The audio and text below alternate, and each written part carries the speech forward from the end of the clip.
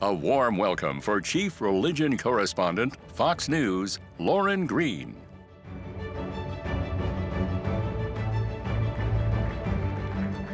That's a rather tepid response there. We can clap better than that, right? There we go. I know it's the afternoon and everybody wants to depart, but here we go. This is going to be a very interesting discussion because a lot of people are, the panelists you'll see, are not surrounded by one area. They represent very different areas. So we're going to have a conversation about what they see are the most pressing issues of religious freedom around the world. Let me just give you a little bit of a background here. First of all, I want to thank the International Religious Freedom Summit for inviting me to be here. This is really an honor and a blessing. Religious freedom is so vital to a peaceful world. Freedom of religion, conscience, expression, association, assembly, and the work of protecting those freedoms takes diligence, and diligence requires awareness. And you can't change what you cannot measure. So instinctively, though, the challenge is that religion can create conflict. I mean, this is just the nature of religion because it holds the tenets of our fundamental trusts, our fundamental beliefs about the nature of human flourishing. So, interesting. The former President Jimmy Carter's funeral, the song Imagine by John Lennon was performed as a sort of benediction, and it sparked a lot of controversy because people were asking, why would a man who's so deeply religious choose a song that imagines a world and praises a world without religion?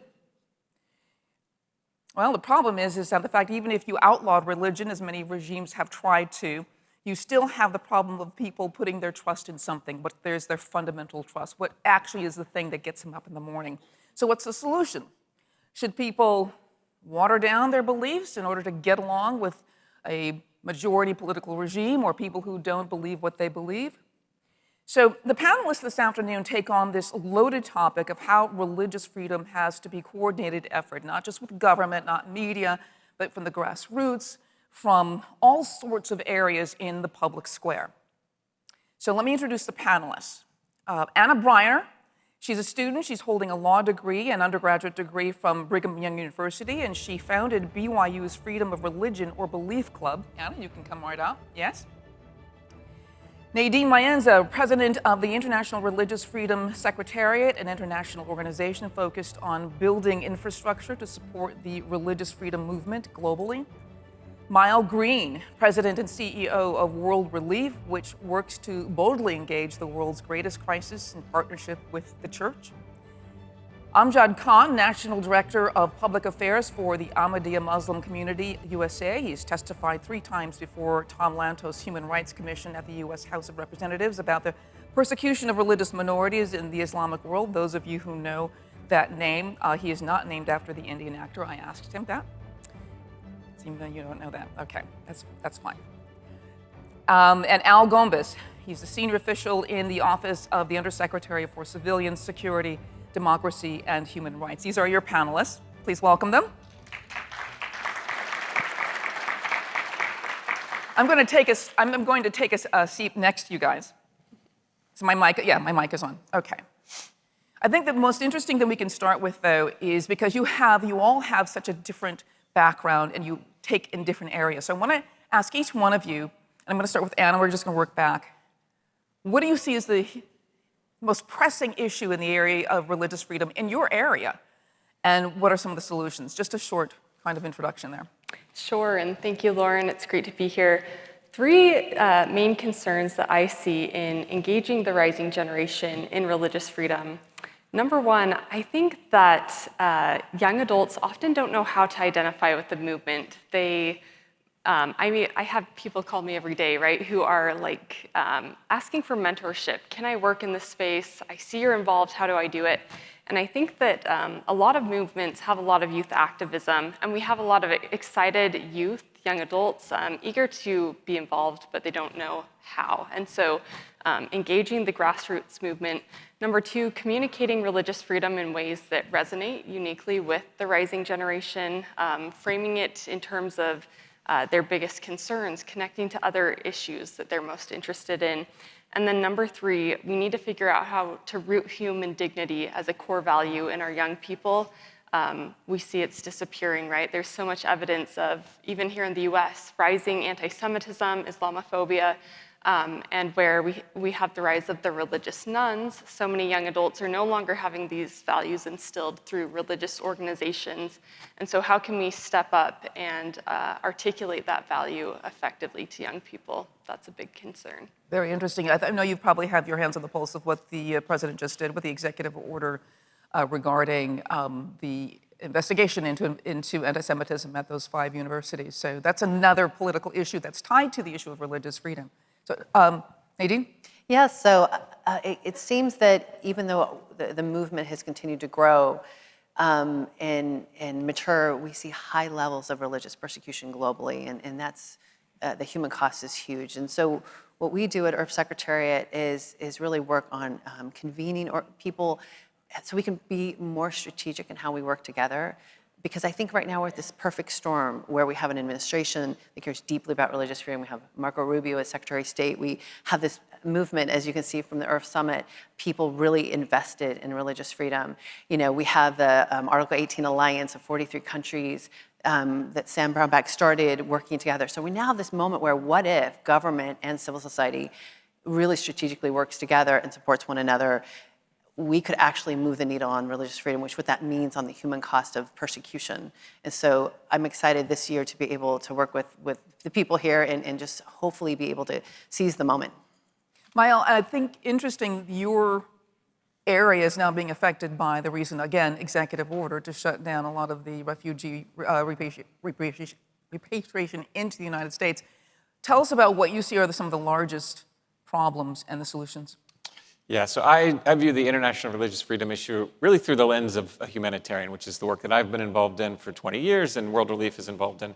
And what we see is there's more refugees and displaced people in the world today than any time in recorded history, more than 4 times as many as just 15 years ago. And so the issue of forced migration as a result of persecution, violence, and conflict is rapidly increasing. And that has direct effects here in the United States. The refugee resettlement program is the primary and only legal pathway for entry for religiously persecuted individuals into the country. And then similarly, overseas, where people on the move living in refugee camps or internally displaced camps are oftentimes there because they've fled for their persecution and continue to live under persecution. So these are really crucial issues for us to keep an eye on. And I suppose you really do have to work with the administration on that because it's direct link to that. Hopefully so, and I think that's our hope, is that the administration will be really looking at these issues of refugee resettlement and foreign aid with a lens towards religious persecution and being sensitive to those issues. Amjad, your situation is very interesting because you belong to the Ahmadiyya Muslims, which is not part of the 2 largest sects of Islam, the Shia and the Sunni. And a lot of people, I'm sure, would probably meet you thinking that they understand what your position is when in terms of, are you for the Islamic, sort of radicals? Are you against them? And are you a good Muslim or a bad Muslim kind of thing? What is your challenge? Well, I think, I work in courtrooms. I mean, I'm a commercial litigator, and I think the biggest challenge we have in this room is being more skilled advocates, just compression of points. And I think one of the challenges is that we have great choruses in this room, people who are so passionate about your faith communities, as well you should be. The question is, can you be as passionate for another community? Can you speak as passionately for them, not just for yourself? Yesterday we did an event at the Rayburn Gold Room. Very good. Yeah, and absolutely. we had 8 faith communities come, all persecuted, speaking for another community. That's when you create a symphony. We need a symphony. We need people to be working together towards one goal. And the problem is that you only have 5 or 7 minutes with a lawmaker, maybe a staffer, and we've taken hundreds, maybe at this point, thousands of meetings in the IRF space. I co-chair the congressional advocacy effort every year. We took 140 meetings yesterday. The challenge is you have to be able to articulate your points in a manner that's shorter than what people are used to, and that takes training. So I think one of the challenges is training, and as someone who belongs to a community that's persecuted, I think it's very important to create real allies and then to your point, finally, I would say, when we talk about equal citizenship, for example, in the Islamic world, it also should include intra-faith religious freedom. The ability for every sect of that particular larger religion to practice their faith freely. And I think that's incredibly important and a bit harder. Yeah, I was going to ask you, though, is your sect, the Ahmadiyya Muslims, do they view you as an infidel like the Sunnis or the Shias in that sense? So there is a perception that Ahmadis are not Muslim, but they should be allowed their rights. Just call yourself non-Muslim and everything will be okay. Well, the Constitution of Pakistan says we're not Muslim, but I pray every day. I fast. We make the pilgrimage to Hajj. We feel that we are orthodox in our faith, and yet we are otherized to the point that we're not Muslim. This can't be the way. You can't judge someone's Muslimness. That judgment should be, it's a divine judgment. All you can do is let people have the self-profession of faith. That's such a quintessential human right. The ability to self-identify so that you don't be called the wrong kind of Christian or the wrong kind of Muslim. That's the power of this summit. Yeah. Al, I want to bring you in on this. You're with the State Department. Is that what I'm understanding? Okay. Now, this is a question I always get from watchdog organizations like Open Doors, International Christian Concern, Christian Relief Fund, and they ask the question, why is it that the United States State Department took Nigeria off the list of countries of particular concern? I get that question all the time, and I'm sorry to put you on the spot. Why? I would say stay tuned. This is a huge, interesting and a deal with people who are on these watchdog groups. Yeah. They understand what's going on in Nigeria. They say it's a real geopolitical kind of issue. There's a lot of oil there. So this is one of these areas where religious freedom is constrained by the political kind of parameters that are in play. So first of all, thank you for inviting me to participate in this panel. I think what you all are doing is hugely important. If for no other reason than we in the State Department have a vested interest in having partners on the outside of the government to help us out in some of the work that we do. With Nigeria, this is a political town. I hate to say it, and as much as those of us who have worked in the Office of International Religious Freedom strive to great extent to keep what happens in that office as apolitical and just the facts, ma'am, as we possibly can, we're not the only ones that get to decide these matters. Yeah. So I would simply say stay tuned. Yeah. With respect to Nigeria. Now, Nadine, you've kind of worked in Muslim-majority countries. Is it more difficult in those countries for Christians because, as I say, according to these watchdog groups, Christianity is the most persecuted religion, particularly in Muslim-majority countries? Well, yeah, because they're a minority, and what we're seeing in places like Iraq and Syria, where I go pretty regularly, is their numbers are dropping. So they're having less political influence in feeling more vulnerable because their numbers are so small. And so that's why it's so important that we stand with them and that we also work on the ground with the government to improve conditions. I mean, it's so important for people to be able to stay in their homeland. Like Nineveh Plains, perfect example. You know, there was a movement to remove the last of the Christian mayors from the last of the Christian cities in the Nineveh Plains, and the Prime Minister put a hold on that, and that just became permanent. So now they're able to keep there, which protects the cities that were full of Christians that otherwise probably would have had to have left because the threat from these Iranian militias was so great they couldn't have stayed. So there are things we can do to put pressure politically to help them, but we can also be on the ground supporting the Christians and other religious minorities that live there that need support, and also work with the government on how they can improve their laws so that they can stay there, because really that's the goal. I mean, we obviously help people leave when they need to leave, but the goal is never first to do that. The goal is always, because most people want to stay in their homeland, but they also want to be safe in their homeland. Well, I think, Myal, you want to chime in here because that's really kind of what you deal with. I mean, at what point does a person come to where they want to leave their homeland in order to escape religious persecution? And I think what the important word that Amjad said, equal citizenship. I mean, what we don't want is that second-class status where, okay, so you're safe. We want more than you to be safe. We want you to be able to engage in your own community, be a part of decision-making. Like, I talk a lot about Northeast Syria because they set up a government where all the religious minorities have the same rights as everyone else and are actually overrepresented in government. It can be done in countries that are majority Muslim, where everyone has a voice and is treated as an equal citizen. And that is the goal that we're fighting for. But we have to be realistic on the ground where we are and be willing to work with people, work with communities to try to improve conditions and make sure that we're doing it in a way that doesn't cause harm, that is being led by the people on the ground. Yeah. You know, I think one thing we at World Relief, we work with refugees, and I've met many refugees in this country, and one of the things that I found on several instances that I meet, people hold onto from their home that they have fled is the keys to the home of the house that they used to live in. And that's because mentally, when they fled their home initially, they were fleeing an immediate concern for their safety, and they locked up their house and they left. And then by circumstance, they had to go to a neighboring country and then found their way to being resettled here.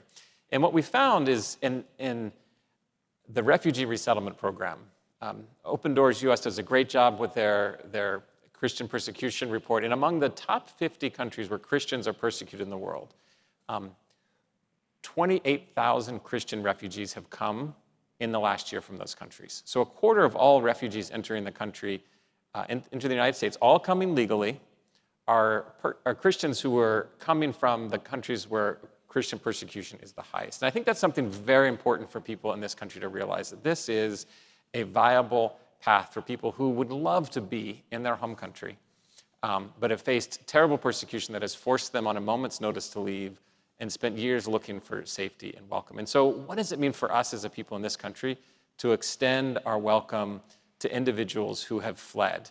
And I think that's something we need to grapple with in this current season of public policy, where refugees have been politicized once again. And really, as the international religious freedom community, we need to really think about what are the pathways for those individuals who can't go home, and how do we create protections for them. I think you're talking to the guy right here who has the answer to that, maybe. I don't disagree with anything he said. And I should be fair, though, to you, because you've kind of come into this position since January 20th or something, in the new administration, but you've been working with the State Department all this time. You just kind of got elevated to a position now that where you're kind of a spokesperson. And I used to be in the Office of International Religious Freedom, and I used to be the team lead for the Middle East and North Africa, so this isn't new to me. But my experience there has taught me that the underlying premise of the answer you just heard is that these people don't really want to have to leave their countries. And to the extent that we can keep them safe and sound in their home countries, that's a great thing, especially for their home countries. But how do you do that when it's a regime that you have to fight through? So, well, you know, this gets back to another key problem that I see in this sphere today, and that's impunity. The extent to which governments and non-governmental actors get away with what they're doing, that's where obviously the U.S. government has a huge role to play. Not only us, but certainly the State Department has a role to play there. But I remember back in the 2000s in Iraq, trying to argue for why we needed to provide more assistance to the Christians in Iraq. The Christian community in Iraq, though small though it may have been, played a huge role in the life of that country. They tended to be, demographically, the Christians tended to be upper middle class. They tended to be better educated than most people in the country. They tended to be overrepresented in the bureaucracy of Saddam's government.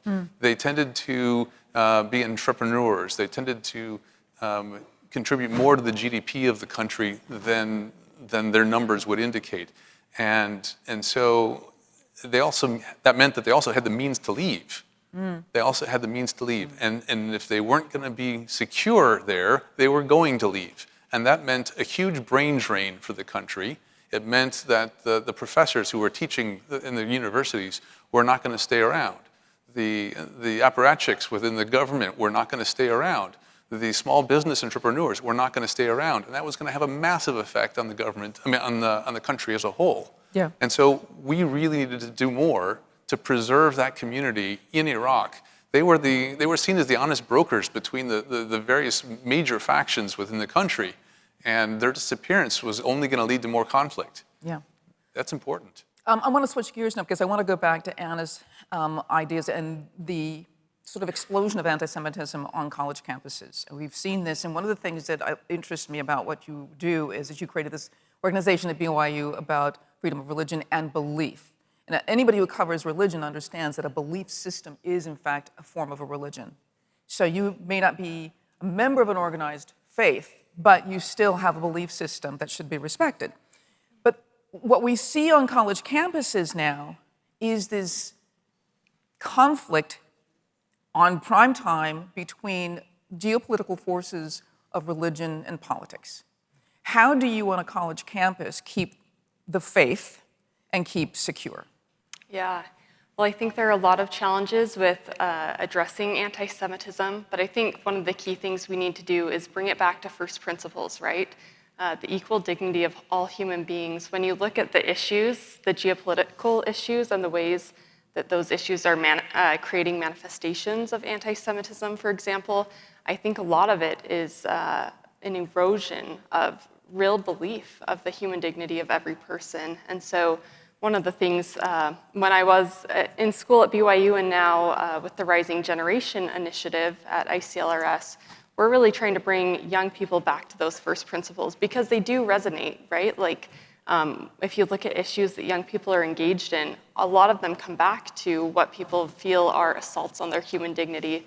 And so if we can connect this cause and root that principle, then I think issues like anti-Semitism, Islamophobia, other manifestations of animus are going to decrease. Amjad, and when you saw the protests on college campuses, what was your reaction? I teach at UCLA. I was there. Yeah. I walked through them. I've taught for 10 years there, had 600 former students, and I tell all my students, and this goes back to, it's really hard to hate someone up close. You really have to build a coalition, multi-faith, and I'm an Ahmadi Muslim professor, and I had maybe 10 faith traditions, 36 countries represented in a contract commercial class. That's like America, right there. And when I would walk through this, reducing the temperature, simmering the tensions, this is what our movement is about.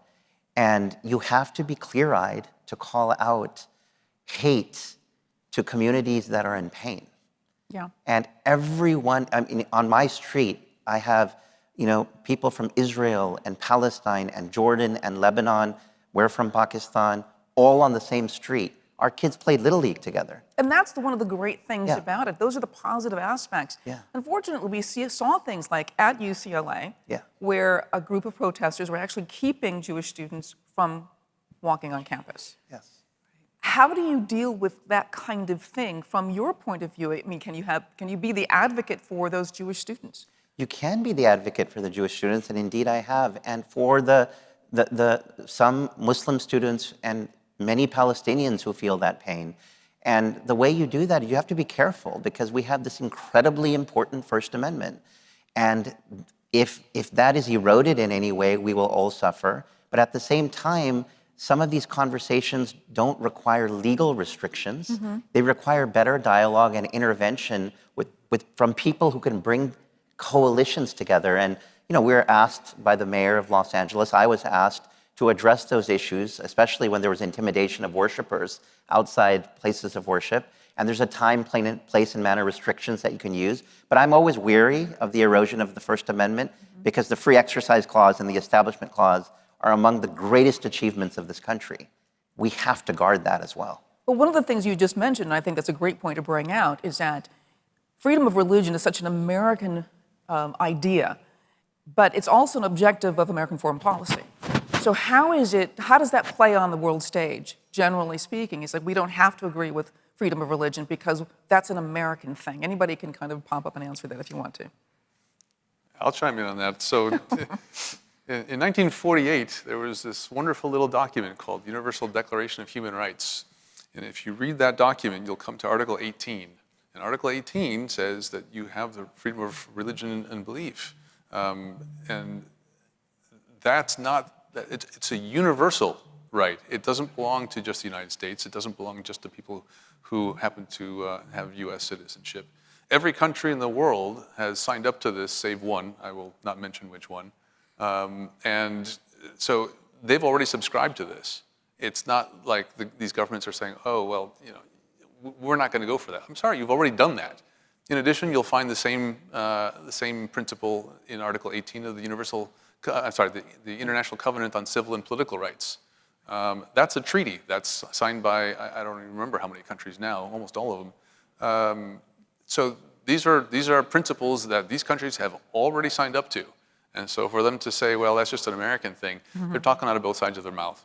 Yeah. And we do also talk about international standards. I had the honor of serving on the U.S. Commission on International Religious Freedom, and when we engage with countries, it was always about the international standard for things like registration and a lot of the different laws that they had. And so never did we come with an American idea of the way things should look. And of course, Article 18 was really the key that we used and continue to use in our work internationally. Myal? Well, I would just add, too, as well, from a humanitarian perspective, preservation of human rights is an advocacy for it is a crucial foundation with which we build that on. And building systems within organizations doing humanitarian services that preserve religious freedom and the rights of individuals is crucial, even if local governments are not doing that, not respecting that. And I think that that's something where those who are acting and serving this space have an opportunity to really model for communities and governments what it really looks like to treat people with dignity. I want to thank you. So anybody else have any last words? I just think, yeah, young people can rally in demanding that it stay a bipartisan international priority. I think we're at a real inflection point where we need young people to stand up and say, we do care about our brothers and sisters in different lands, and I think there's a great potential to be leading the charge right now. All right. I want to thank all the panelists today, Anna Bryner, who's here, and of course, Nadine Maenza, Myal Greene, Amjad Khan, and Al Gombas. Thank you all for being here on this wonderful panel discussion. I thank you all, and thank you all for listening. I know this is your last panel for this afternoon. Have a great afternoon.